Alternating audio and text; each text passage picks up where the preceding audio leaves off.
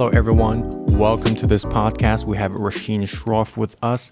Meet Rasheed. He started his career as an international sales manager at Fossil Group, a conglomerate that houses iconic brands such as Fossil, Kate Spade, Armani Exchange.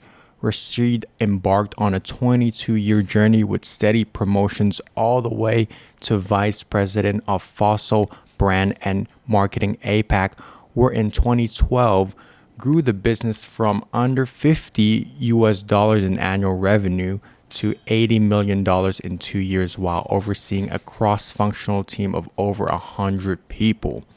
After a 2-decade run in corporate, he took a swing at entrepreneurship in 2019 and started 2 companies, Banyan Workspace, a boutique and event space, which happens to be the place we are currently shooting at, and Dragonfly Asia-Pacific, a company that specializes in distribution and consulting services for international brands for the APAC region.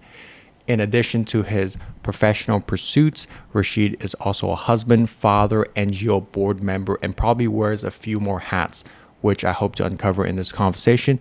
There is a wealth of knowledge to unpack with you here today, so I'm so excited for you to, spending your precious time on this conversation today. Pleased to be here. Thanks for asking me. Yeah, I hope that introduction was correct. All good, man. All good. So it's 50 to 80 million, just for the record. Yep. Man, I was researching your story, and the first question I asked was, how did you land such an awesome job, as a international brand manager? Tell the listeners a little bit about who were you in your early career? So I actually did a law degree.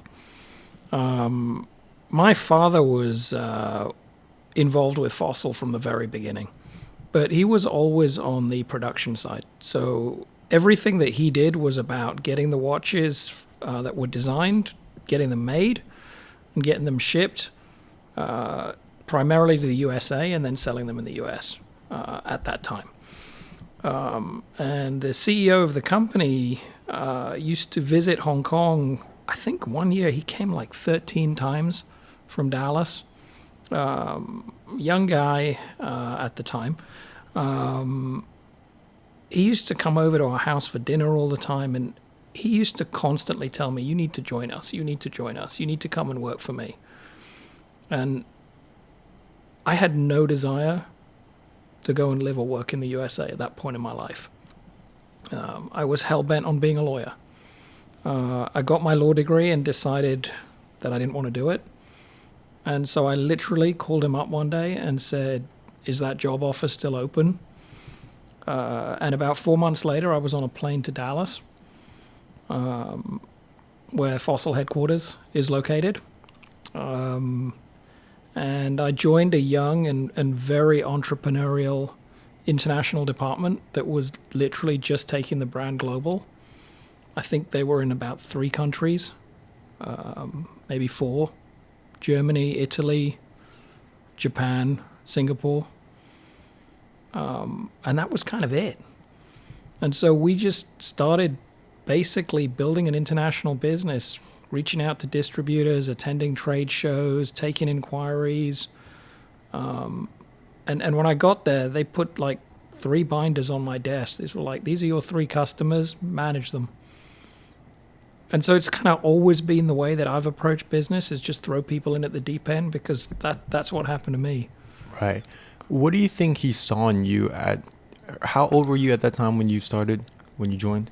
So I just graduated, so I'd have been about 21. 21. I don't think he saw anything particular in me. I think that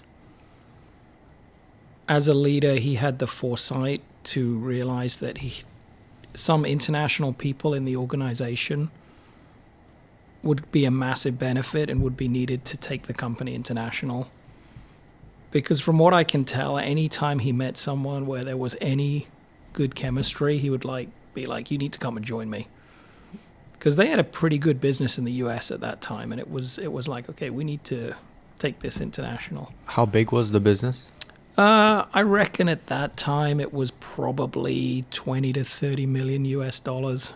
When this conversation started. When I joined, it was probably about 300 million When you joined? when I joined globally. Okay. And it hit like 3.1, 3.2 billion while I was there at its peak. So you went from 300 all the way to seeing a 10x within the 22 years. Yeah, it was the most incredible ride to be in a company that was growing that fast and to be that entrepreneurial and seeing all of these things going on around you and learning. It was very, very cool. Yeah, because not a lot of people, especially these days, stay at a company for so long. Can you tell me a little bit about the culture, what you learned from the founder? I would say that it was an incredible place to grow, an incredible place to work. There was a lot of young people, a lot of creativity. People were given room to make decisions. And we got to travel a lot in that young international department, meet customers and see the world and sort of take our products, take our story out there. But it was the sort of company that, you know, at 5 o'clock in the Dallas office, people were throwing American football around.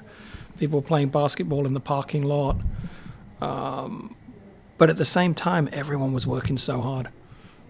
It was a really great place to be. So I did 3 years in the US, and then honestly, I loved working there, but I wanted a lifestyle change. And so I asked them if there were any opportunities outside of the US to work. And one of the opportunities presented to me was to come back to Hong Kong, which is my home, and help them build the Asia business from Hong Kong. So do you propose, were they trying to penetrate the Hong Kong market at that time? It wasn't Hong Kong. It was more Asia, but they had an office in Hong Kong because the Hong Kong office was managing all the supply chain. So it was working with the factories in China. And so it was pretty easy to place someone within that organization or within that office. And so we basically started managing the Asia business from Hong Kong the day I moved back here. Nice. Which would have been like 1999, 2000, around there. So you're probably 24 at that time? 24, 25, And yeah. you were managing the whole region. Were you the Yeah. head of the region? For a little while I was, and then they brought in someone with a little more experience, which was Yeah. needed. Yeah. And I learned a lot in that process. Mm. But yeah, it was phenomenal. Was the business growing so fast that everyone was given that opportunity to be ahead of, like, you know, maybe Africa, or did you had some differentiated traits that made you stood out against your peers? I think we had great product. I think we had a great price point. I think we hit a trend, fashion watches. I think we rode on the success of the US business and the brand heat that was being created in the US. And as you said in your introduction, Fossil Group had a lot of licensed brands that they partnered with. Those licensed brands started to come on board around my second year with the company. That really helped take the company international. When you have big names like Armani, and at that time it was DKNY and Diesel, customers want to speak to you when you can offer those brands. And then you have your own brand that sort of gets brought along by the momentum. So yeah, I think the timing was right. I think the product was right. I think the price point was right. I think, you know, in business, a lot of things have to come together for something to be successful. And it really did. Yeah. In Chinese, like 天時地利人和. I'm not sure if you've heard of that. Like No. The sky, the people, the timing. Yeah. Everything have to kind of merge. Yeah. Create that synergy. Yeah, it was the perfect confluence of all of those things, man. Absolutely perfect. So, you know, tell me a little bit about who you were at 24. You came back to Hong Kong now. You're managing a department. What's going on in your mind? Like, where was your mindset? I was loving it. I was running my own division, if you like, very independent from the manufacturing side. So within the office, there was just my small little team. I was out on the road a lot. I was having a lot of fun at the same time, both in my professional life and my personal life.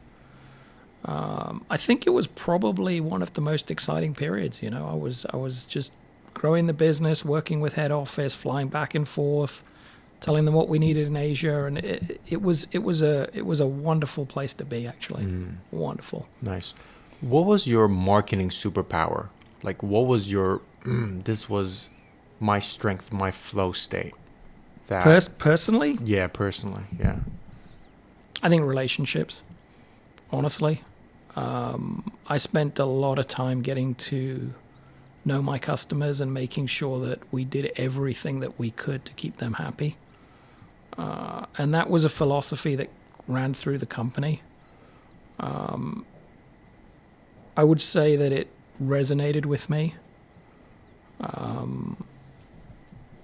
think people liked us and trusted us, and I think that that is hugely undervalued today. Having anyone like you and trust you makes a huge difference to what you can achieve together. And I really feel in today's business, especially as things start to go more digital, I think a lot of that personal connection's lost. Can you tell me a little bit about a story that you remember because of this trade relationship building? How can we apply this through your story? Just down memory lane a little bit. Well, let me go at it a little bit differently. Sure. Let me look at the businesses that we have today, and I would say to you that everything that we do,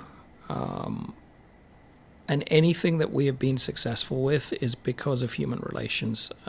And even if we look at whether it's Banyan Workspace or Dragonfly Asia-Pacific, Dragonfly Asia-Pacific does a lot of the things that I used to do at Fossil. We buy products and we sell products to customers, mainly in Taiwan and Vietnam and a little bit in Hong Kong. We recently launched a mezcal brand. It's an agave-based spirit like tequila in Hong Kong. I have zero experience in the F&B industry. I don't drink a lot, but I thought it was a cool product and I liked it. I liked the people behind it. I liked the story. We went out there and just started knocking on doors, using relationships that we had with people to open doors. We went in very humble, told the story of the brand, told the story of the product, tried to build personal relationships with the people that we were meeting. And it seemed to work. You know, we've probably got 7 or 8 accounts now in Hong Kong. We've probably got 70 doors all in all. Mm-hmm. And that's all within like 2 years, including like COVID times when things were locked down. Take Banyan Workspace. It's a small little place, 55 members. My team and I know every member by name. If there are snacks in the pantry, it's probably because someone's made a cake at home or made some brownies and brought them in. We work with our members to find solutions to their problems. And I think that's why people love it here and stay here. I think that's why people do business with us. And I think it's any little success that we've had along the way in either of these businesses, I think, is down to relationships. Is there a practical approach of building relationship? Because maybe for me, when I hear that in business, it's, you know, networking, stakeholder management, it can be kind of maybe disingenuous, or you have an agenda, or, you know, how do you do it authentically with building relationships with your experience? So I think that word is critical, authentic. And I'll say this, I am the worst person at a networking event. I don't go to a lot of networking events. It's not my happy place by any means. It's not where I'm most comfortable. I much prefer meeting a customer one-on-one or in a small group setting, listening to them, asking them how we can work together. and approaching it from that sort of, we would like to work with you. How do we make that happen? What are your concerns? What are the opportunities here? What would it take to be successful together? And I think that resonates with people. I think trying to walk in and tell people that you've got the best product in the world and you've got the best price and you're going to outsell everyone, and I think that's really inauthentic. So I think being yourself, and it's something that I think comes across in all our engagements. And when I say all our engagements, I mean not just me, I mean the team. Mm-hmm. You know, I'm always encouraging them to be authentic. This is the story, but how you tell it, that's up to you. This is the truth of the story. Yeah. Yeah, but you guys got to tell this in your own words. You got to explain it in your own words, because if you're trying to read from a script and sell from a script, that's where I think things get difficult.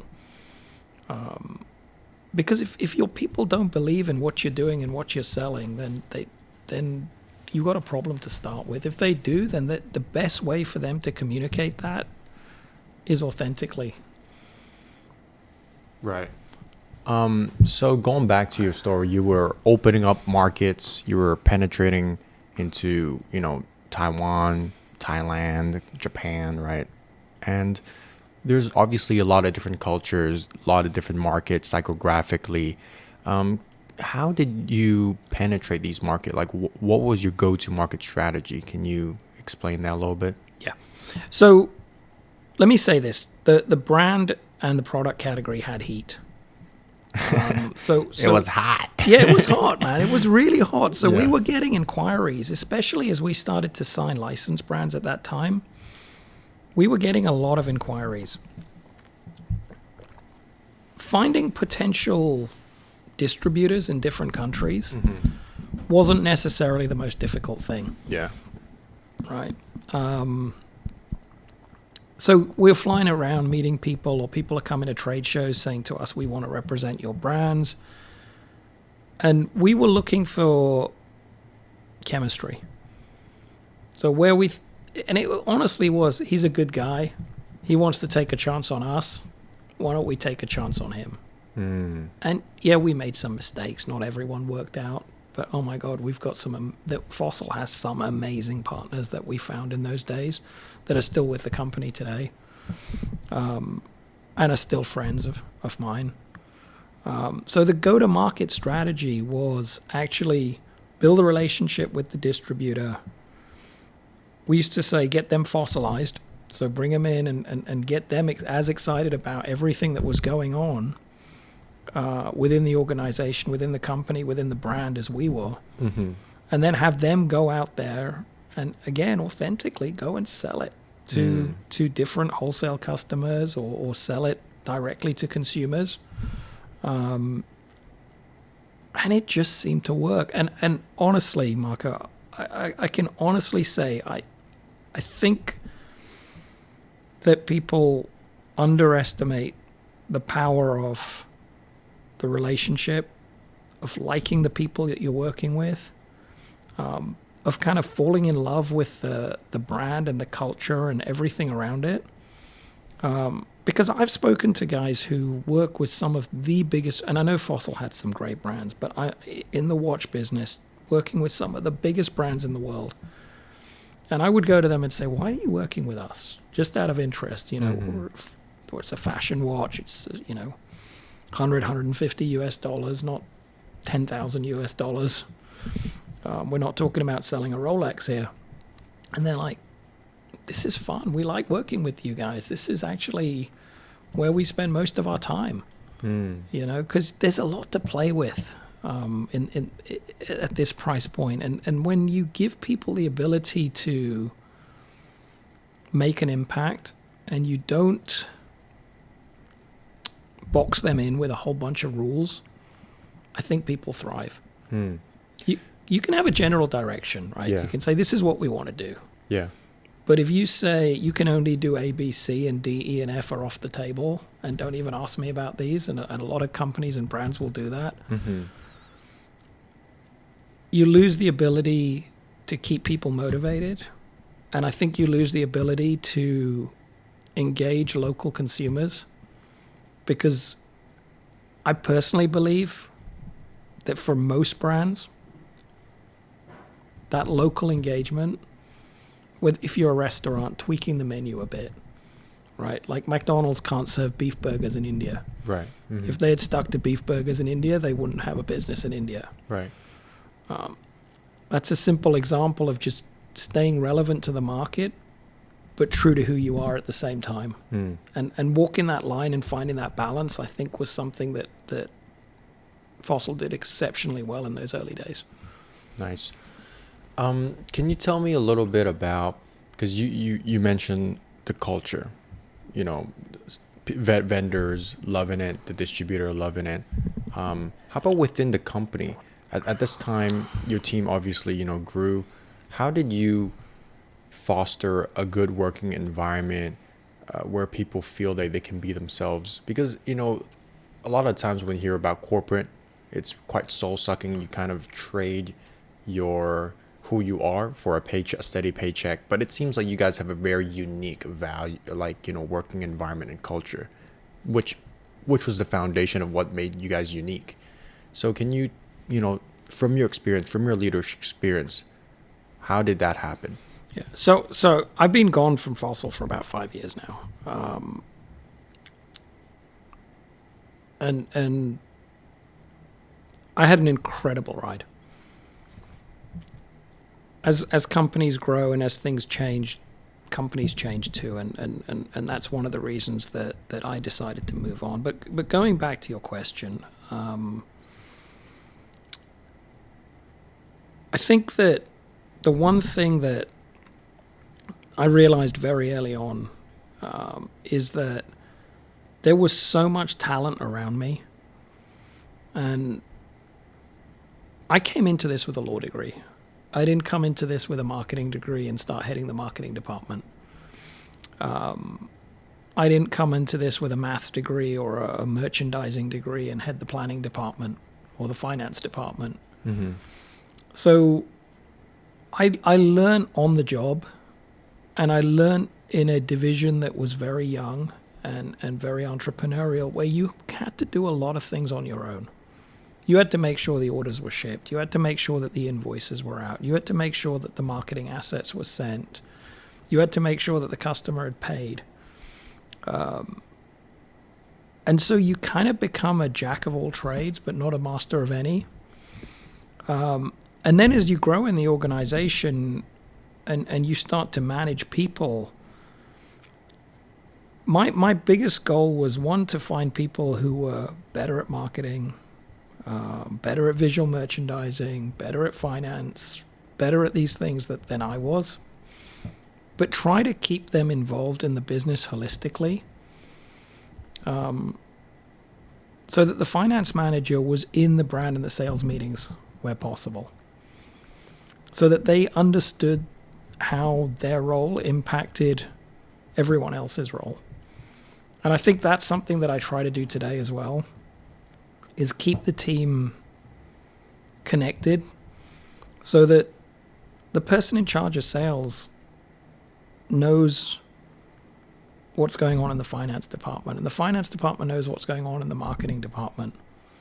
And I don't actually think it takes much. It just takes getting people together on a regular basis to share what's going on, to update everyone. So if the sales team comes in and says, I have a new order, the finance team can say, what margin are we making on this? What price did you commit to? And everyone's then's on the same page with things. And I think that what happens sometimes as companies grow is that things become very siloed. And that's when the stuff that you talked about starts to happen, where it becomes like the finance team have their goals to hit, and you know it doesn't matter what the sales team are doing or what the market team are doing. I've got to hit these goals, and that is where I think that it becomes difficult for people working in bigger companies. One, it becomes political. Two, people don't feel they're making an impact. Maybe they're ticking a box. And I think that's where motivation goes sometimes, and productivity starts to really become negatively impacted.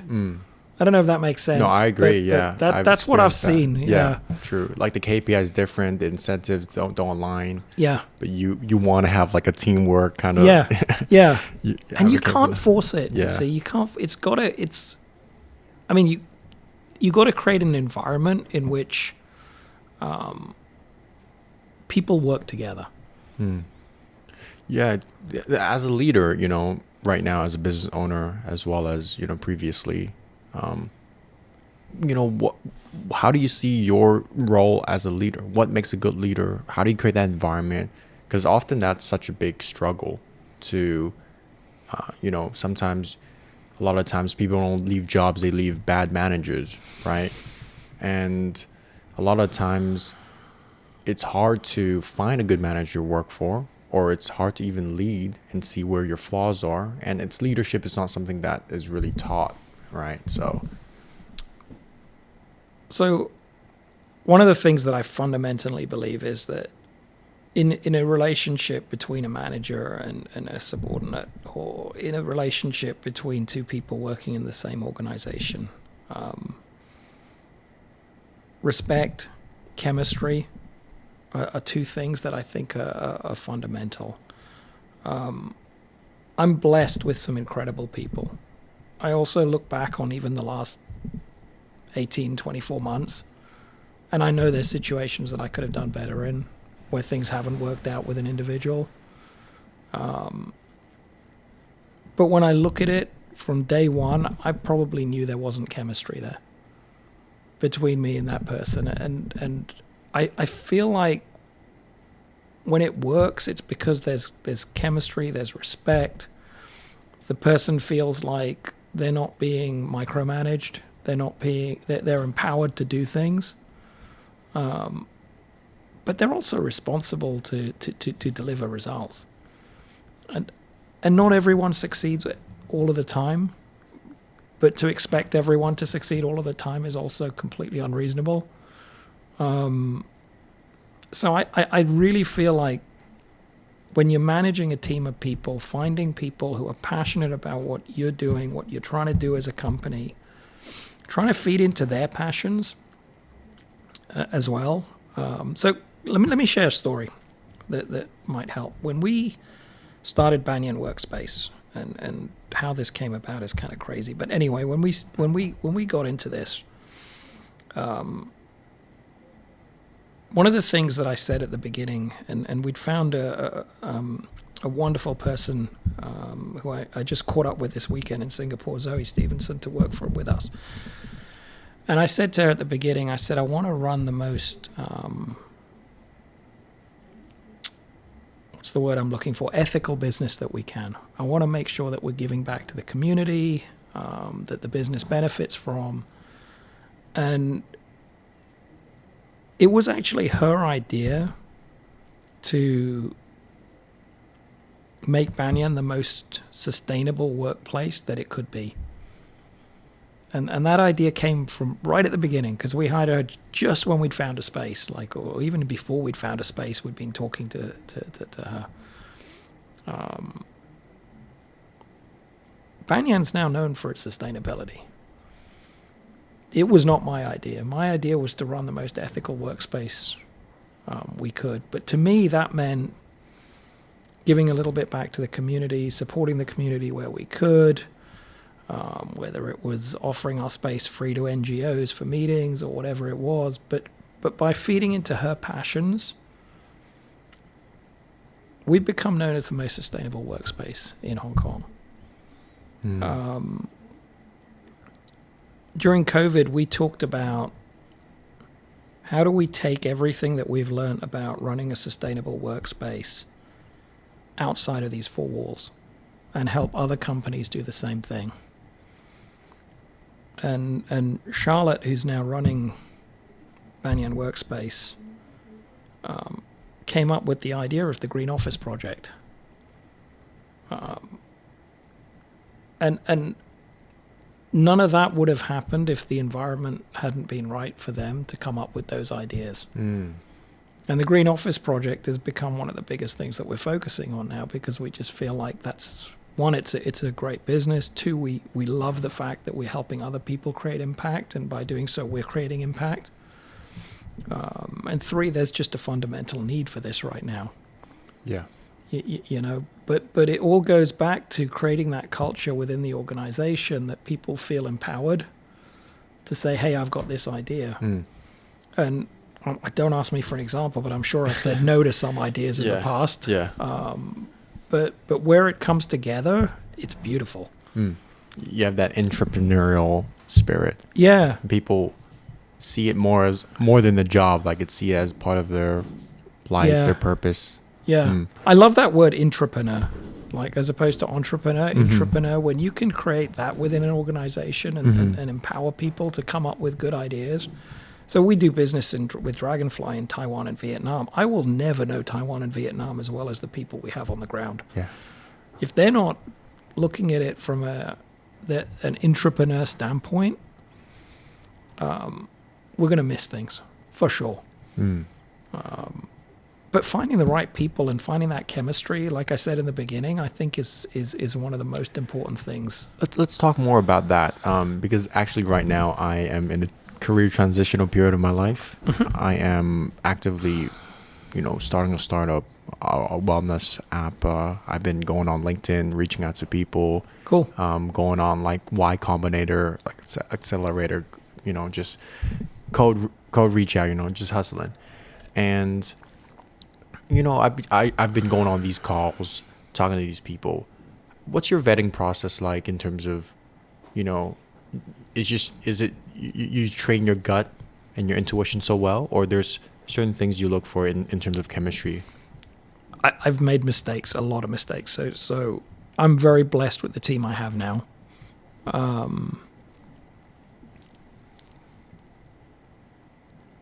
It's a really interesting question. So I have effectively 3 business leaders right now. All of them came to the businesses differently. So when I was working at Fossil Group and I was working on the Taiwan market, we had a distributor there, a guy by the name of Paul Wang. Paul Wang, shout out to Paul Wang.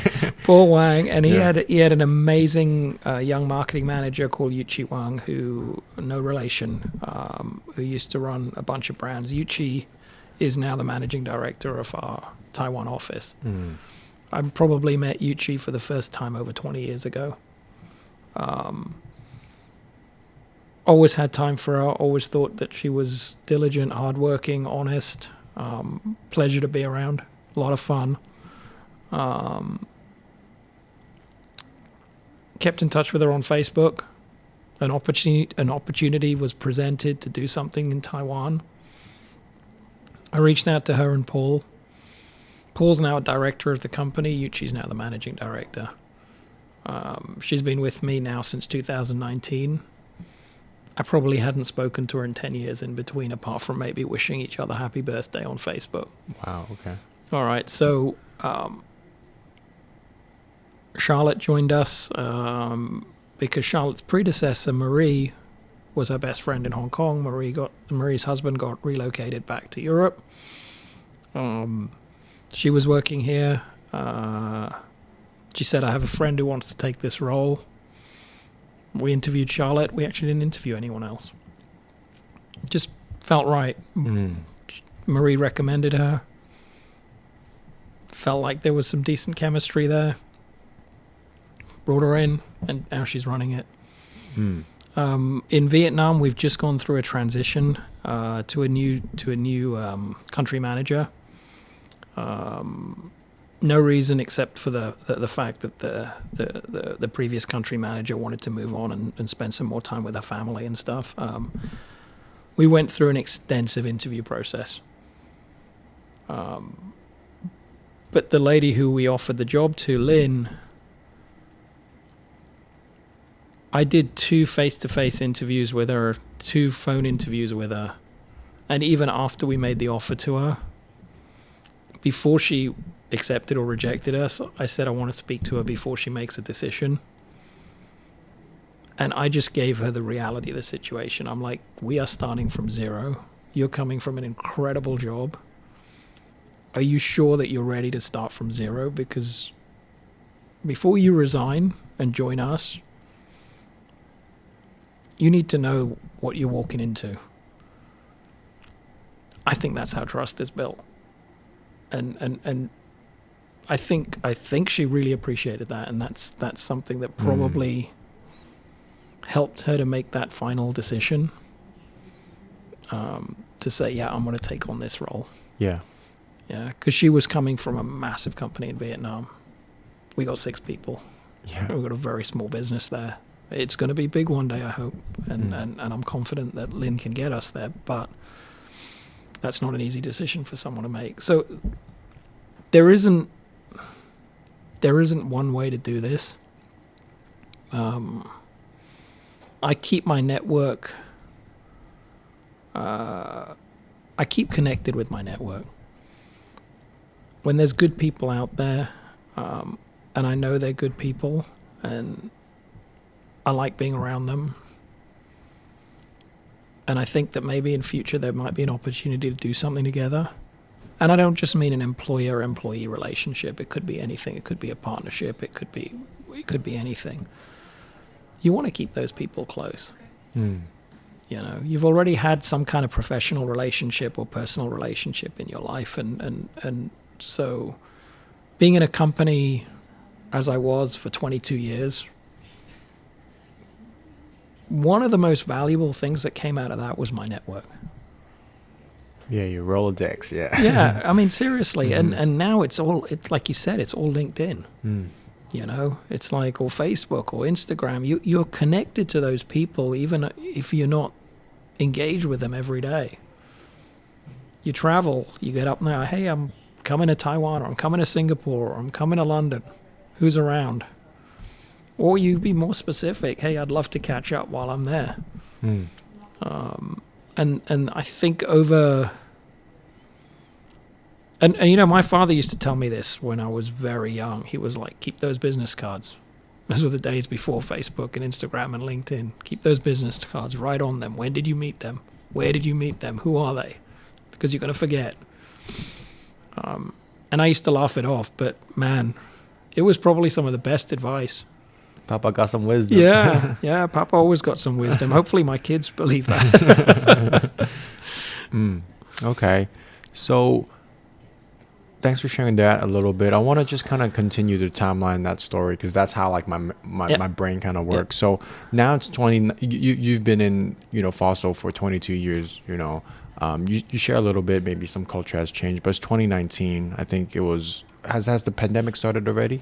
No. So I actually left the summer of 2018. 2018. Okay. In the summer, yeah. Yeah. Talk to me a little bit about, because you're already a father, I presume at that time. Although you're in a very entrepreneurial environment, just jumping from corporate to starting your own business, when you already have such a established career, it might be daunting for a lot of people. What was your mindset? Why did you make that jump? What were you thinking at that time? Best thing I ever did, but one of the hardest things I'd ever done. I'd probably been thinking about it for over 3 years, maybe 4 or 5 years. But the last 2 years, I was like, it just got a little less entrepreneurial. It got a little more corporate. I felt like I couldn't make the decisions that I thought should be being made. I look back on it as everything I have today is because of that 22-year career. I'd got myself into a position where I felt like I can take a risk. But I also, there's that famous phrase from like Shawshank Redemption when they say, like, I'm institutionalized. I kind of felt a little bit like that after 22 years in a company. And I think deep down I knew I couldn't work for anyone else. So it was like, okay, What are we going to do? A couple of things went through my mind.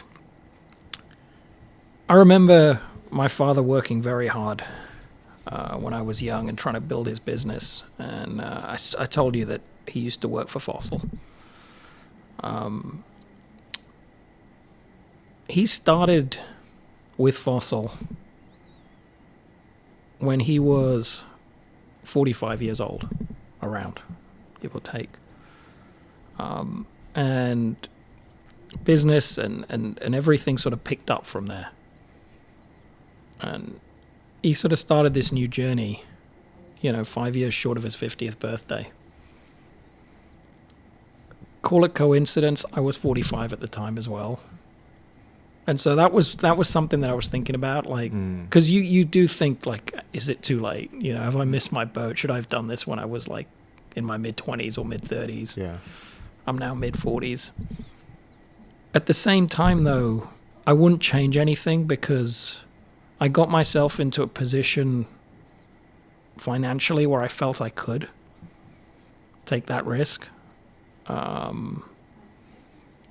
I also had all of this experience behind me that was invaluable. And even today when I speak to young people, I'm like, whatever you do, join a company that's growing because you learn so much.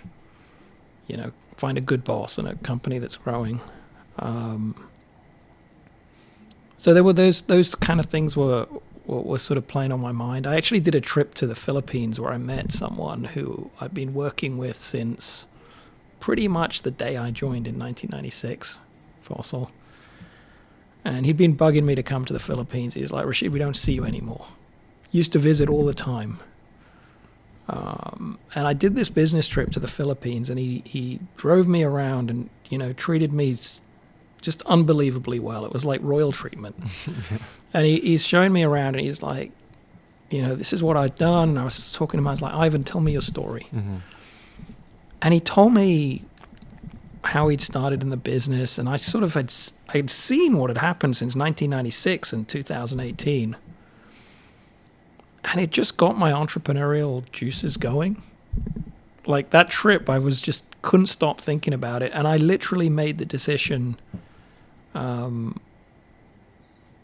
last night there, I didn't sleep. I was just up the whole night thinking, I got to move on.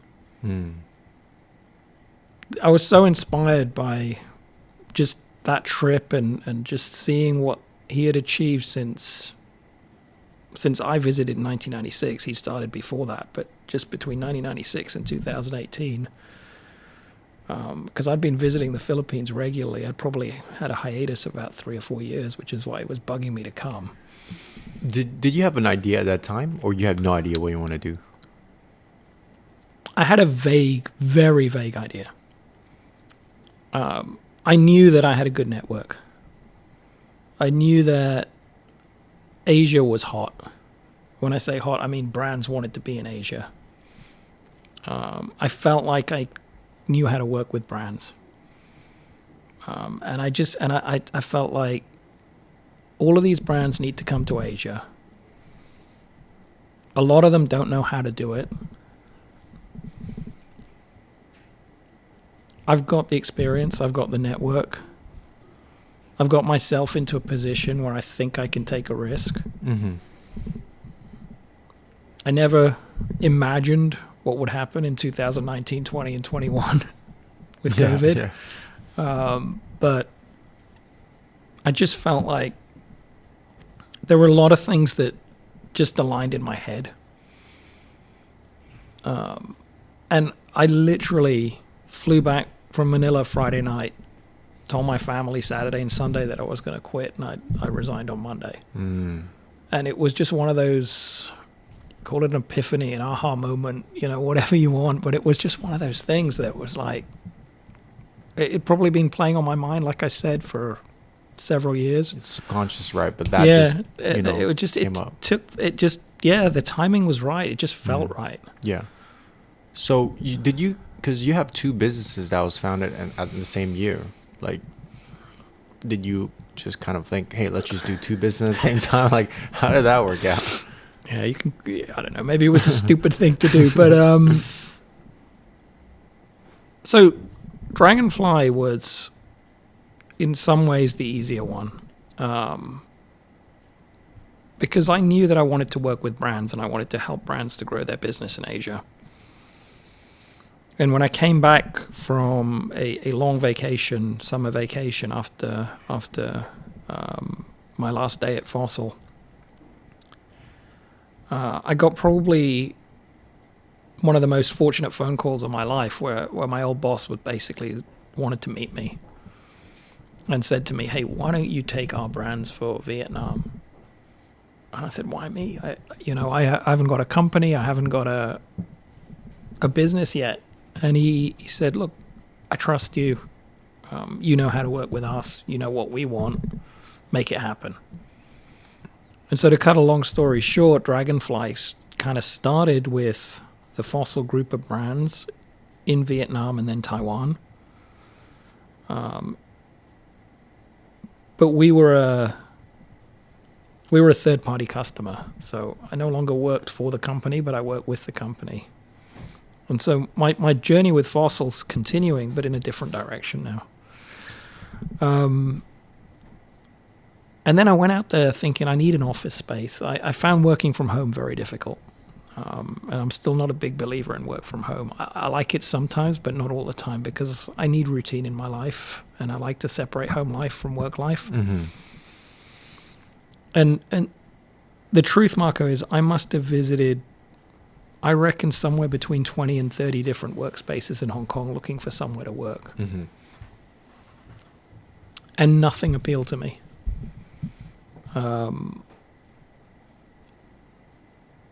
They felt impersonal, vanilla, if that makes sense. Mm-hmm. I just didn't see myself working there. I'd worked in a corporate environment all my life. I'd worked in a tribe, in a team, in an inspiring environment. And so this idea, I kept having this crazy idea in my head that there was a better way to do a shared workspace than what was available in the market. And that was the genesis of Banyan. Honestly, it then became a collaborative process with my wife. We started to talk about it. And I realized very quickly that we needed a couple of things. One, we needed a space. Two, we needed a really good designer to come up with something that was different. And three, we needed someone to run it for us. Because I knew that I was going to be really busy with Dragonfly. And I knew that my wife could help in a lot of ways. But we needed someone to run the day-to-day business for us. And we didn't have any of those things. And then they just kind of, I don't know if the word's serendipity or what, but one by one, they just started to fall into place. Mm. And suddenly we're sitting there one day and I'm like, okay, we've been offered a space with someone we know well, who I know will be a great landlord. We found a designer who was introduced by someone just after a coffee conversation, that we have this crazy idea, and it's like, you need to speak to so-and-so. And we found someone who was passionate about what we were talking about, who was very keen to get back into the working world after being a stay-at-home mum for a few years. And we're sitting there one night thinking, okay, so we said we needed three things, and now we've got them. Got the pieces. Are we going to do it or not? And it was just, again, it was one of those moments where it was like, okay, let's do this.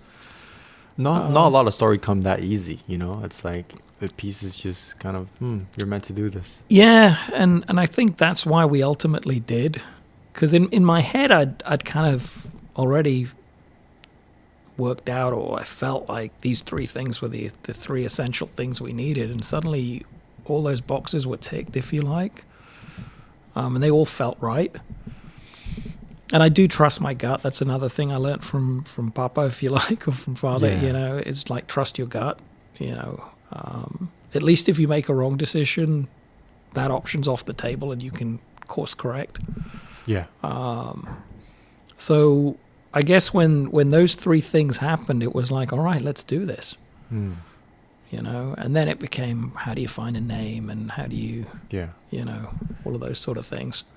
I mean, that kind of answered my question of how you were able to run kind of two businesses at the same time, because I think you naturally had that experience from managing different regions and different, you know, countries. So you see that hard, you know, structure. Yeah. Yeah.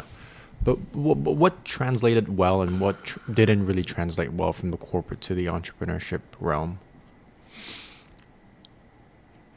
So I said earlier that when I started off at Fossil in '96, we were doing everything.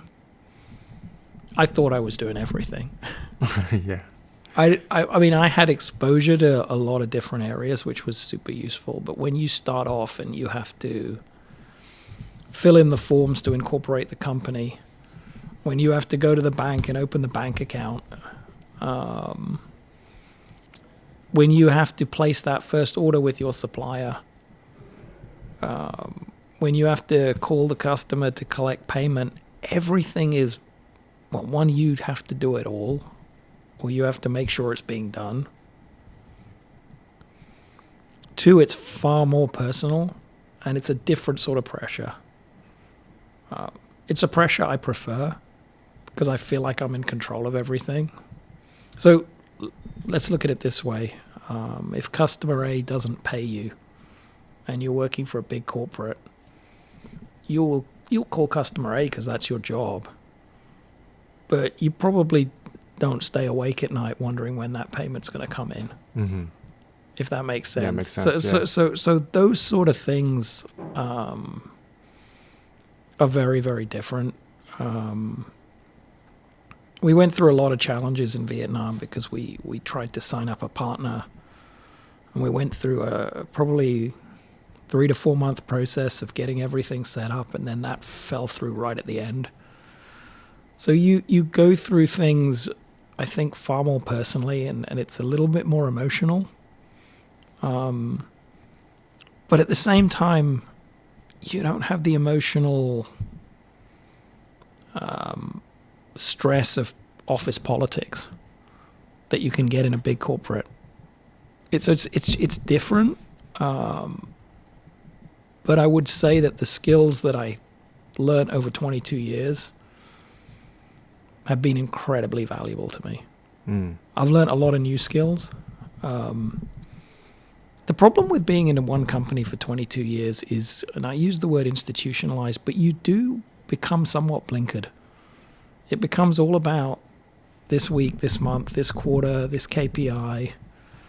And you lose sight a little bit of what's happening around you in the world because, you know, we talked about networking earlier, and networking is many things. It's not just going to a networking event. It's just being out there and talking to people and exposing yourself to different influences. Yeah.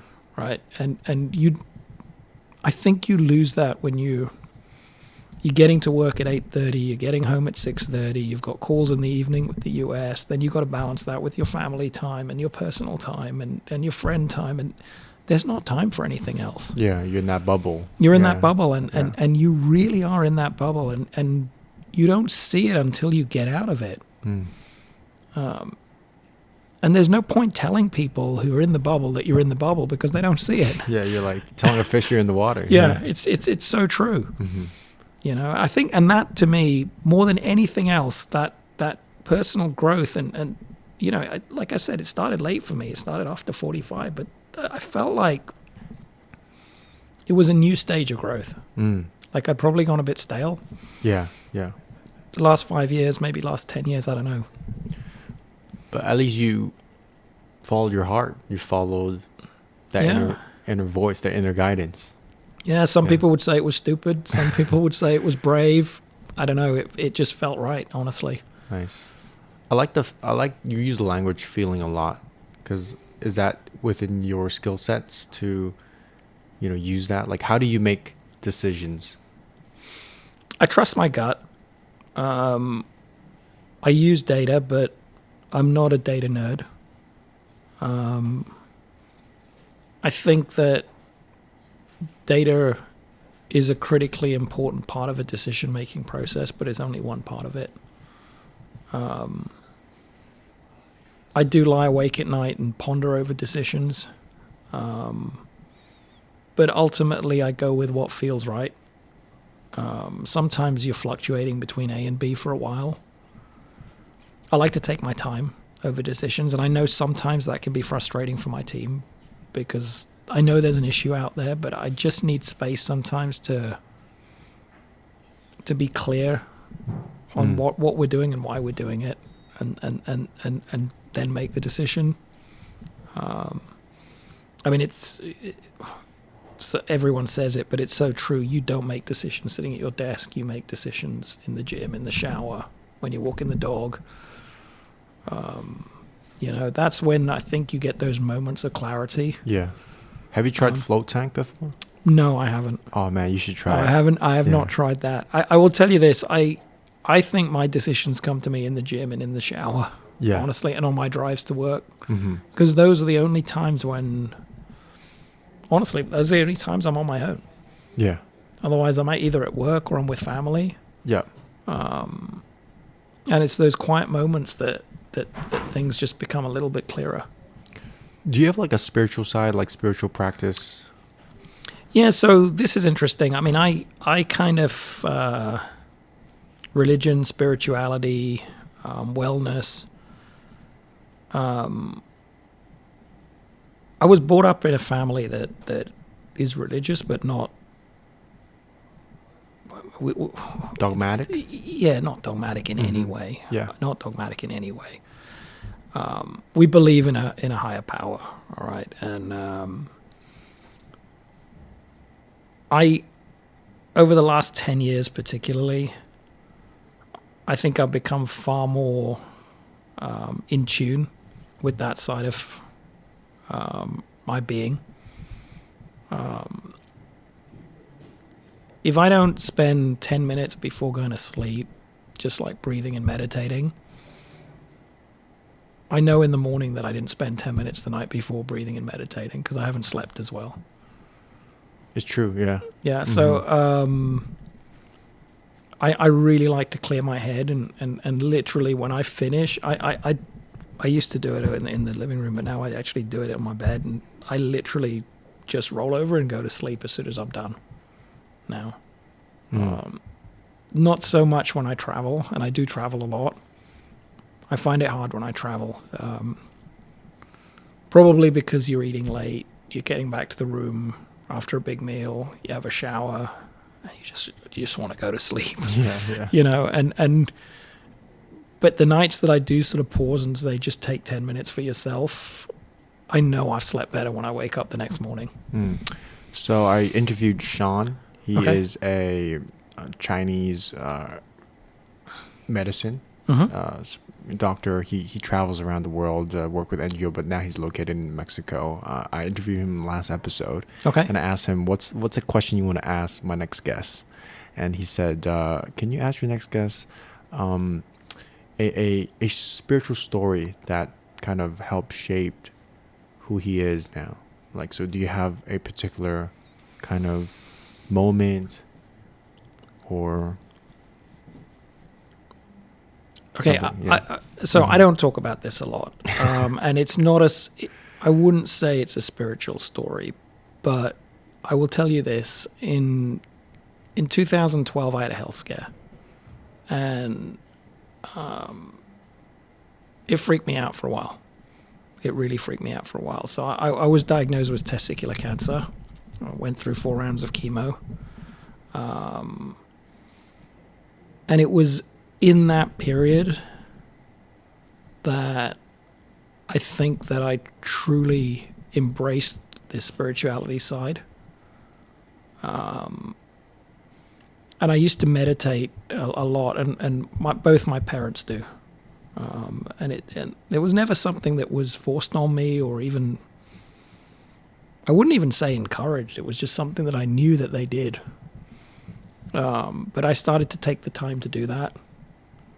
And there was a moment in there where, and I can still remember it vividly, where I just knew I was going to be okay.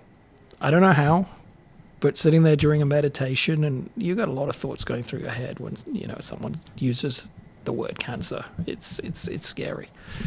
I think I always knew I would be okay. I was never that worried that this was going to end badly. I don't know why. I just had this inner peace about it. But there was a specific moment where it just became very clear to me, you just got to get through this. And once you do, everything will be fine. And touch wood, that's how things played out. But I think that was the moment that I started to realize that tapping into this was actually really good for me. Nice. And just taking that time for myself, just to sit there, close my eyes, breathe, focus on nothing but my breath, or sometimes just the thing that you want some clarity on. Just focusing on that, like you said, putting it out there and manifesting it. I think it can be different every time, but I just close my eyes for 10 minutes and breathe and let my mind go where it goes. Nice. Try and clear all the crap. Yeah. And then see what's left. Yeah. That's awesome. Yeah. It's been a game changer for me. It's something that I try to encourage people, but I don't think it's something that you can, you don't do it because someone tells you to do it. I think it's one of those things that has to feel right to you in the right time. Have you tried like some psychedelics or that kind of stuff? No. Okay. No, I haven't. I really haven't. It's just literally that 10, 15 minutes in the evening. That's solid. Yeah, and it's kind of weird because most people I speak to say they meditate when they wake up. My mind is on all the things that I have to do during the day the moment I wake up, and it doesn't stop. I meditate before I sleep. So I don't know why or why other people find it more productive to do it in the morning. Yeah. But for me, it's an evening routine. It's a last thing that I do in the day. Nice. Maybe just to end off, were there any, that health scare, kind of shifted you, expanded your paradigm, but were there any other big mindset shifts that really benefited you from a young, like from early on in your career till now, that you can kind of like, oh yeah, I can attribute some of my success to this new mindset, that you can share a little bit? That's a tough one.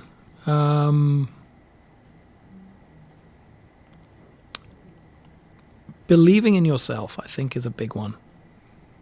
And I think that's something that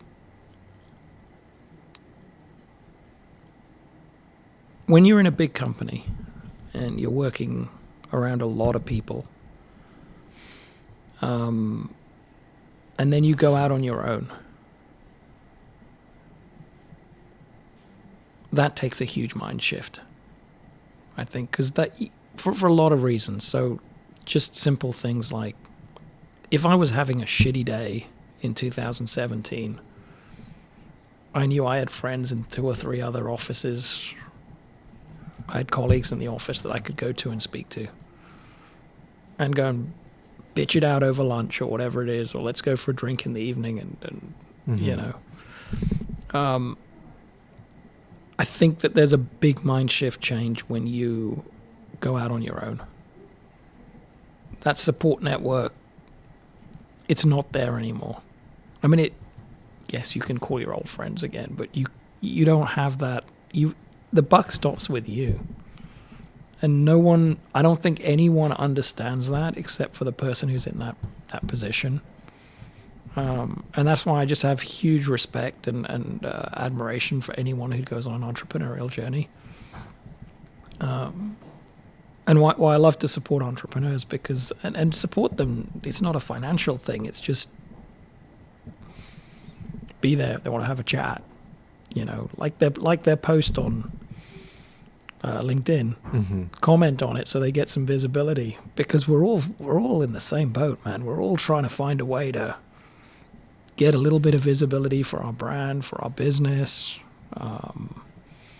and I think that was something that really changed in me, because I wasn't exposed to it until I left. I mean, you kind of know it on a fundamental level that, hey, now the buck stops with me. But until you actually start to experience it, it is very different from working in a corporate environment. Yeah. And I think that mind shift change is probably one of the most significant things that I've had to go through over the last 5 years. And it's been cool. Yeah. I mean, I love that. I mean, that's why we go back to that whole thing about personal growth, right? I said to you, the last 5 years, I felt I'd become a bit stale when I was in a corporate job, and then you find you're growing again. Yeah. Expand your horizons. Awesome. Do you have a couple more minutes? Yeah. There's also one avenue I want to make sure to touch on, because, in this conversation, I really like to unpack, the guests, who you are, your story, how you think, the way that you approach life, your perspective. I think we got that. I think Okay. after this, Cool. after this episode, everyone, probably even people that you work with, can kind of understand you on a different level. But I want to tap into that knowledge bank in terms of, let's say APAC. It's really your bread and butter, and retail. So what are some of the trends you see, or maybe even better, like as an entrepreneur that might be in the retail space in APAC? Like, I don't know. I don't know what to even ask, because that's not really my arena. Can you just spill a little bit about, just overall, maybe some of the things that you think an entrepreneur might want to know? I think the world is changing faster today than it ever has, partly because of technology. So, simple things. The traditional watch business has been overtaken by smartwatches, right? So technology is making a huge impact on what's happening out there. And one of the things that we try to do in our business is to marry that human touch, that authenticity, that connection with technology in the business. And it's not so much from a product standpoint, but from a systems and operations, how you work with your team, with your partners. I fly to Vietnam and Taiwan once a month, or I used to before COVID. Suddenly everything had to go online. Now I don't fly once a month because I know online works, but I still fly, maybe once every 6 or 8 weeks. Because I still feel that connection's important. That's one thing that I think has definitely happened. The other thing, though, is that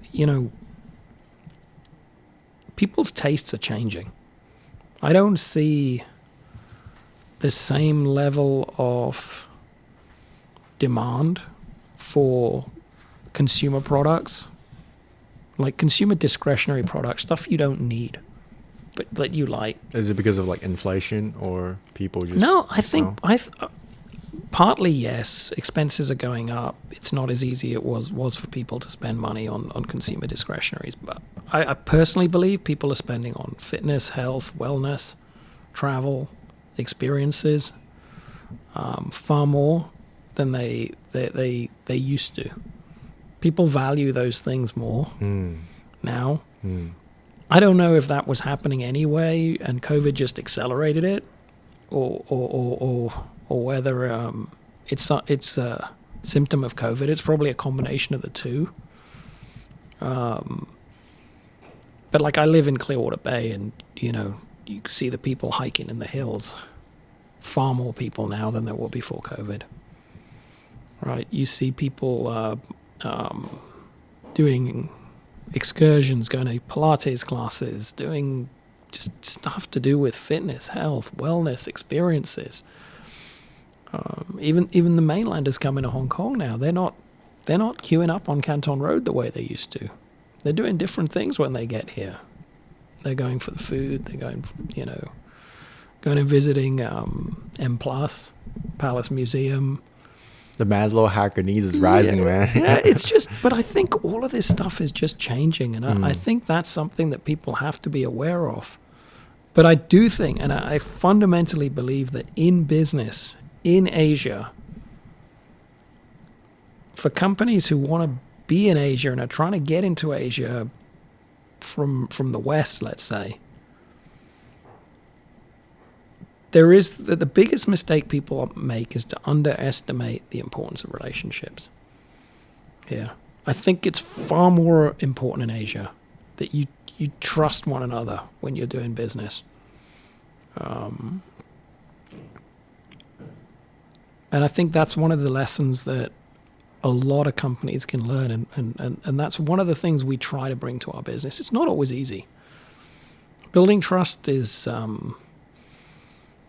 we have it in Taiwan, in our office in Taiwan. Why? Because Paul and Yuchi have been in this industry in Taiwan. I mentioned them earlier.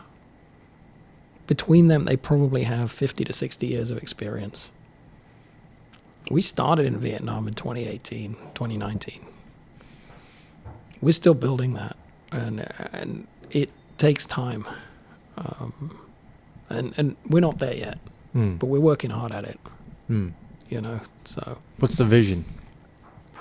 The vision in Taiwan and Vietnam is to build two amazing companies with an amazing bunch of people that are having a lot of fun, doing a good business, everyone's benefiting, but that we're giving back to the local community as well. And the team feel that. I want the team to feel that. The one thing I don't want anyone to feel is this guy's coming from Hong Kong. He's invested in this country so he can make a lot of money and take it out. That's never been the vision. The vision for that business has always been, yeah, obviously we want to do well financially. But that has to be married with the team succeeding. So the business succeeds, the team succeeds. And some of that goes back to the community, and the team feels that. And when we speak to the team, I think that's super important to them. I think that's super important to the team at Banyan. I think that's super important to the team at Dragonfly in Taiwan. I think that's super important to the team at Dragonfly in Vietnam. So that's the vision for Dragonfly. For Banyan, what's the vision?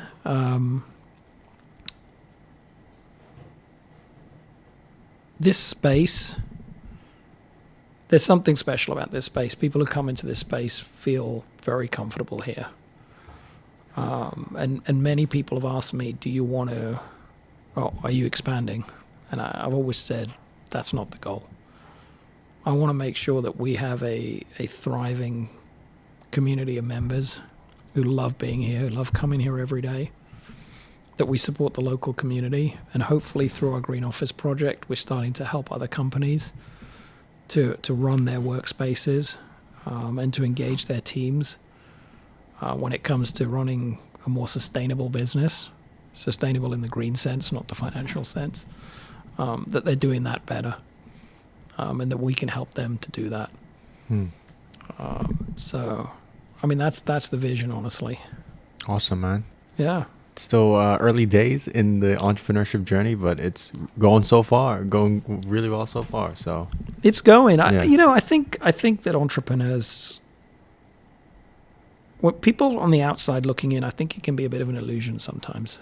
People think it's all fun and glory, and people see things and people make assumptions. I love it. But it's not as easy as it can look on the outside. And I think success is an illusion. I really do.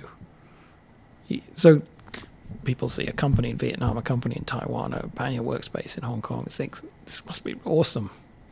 Dude, COVID was really tough, man. It was really tough. And we didn't lay off one person during that period. That's something I'm super proud of. But that was not easy. Nice. That was not easy. It just shows who you are as a person, and that's reflective on the way you run businesses, the philosophy you have, so. Yeah, it shows that we've got a really good team though as well.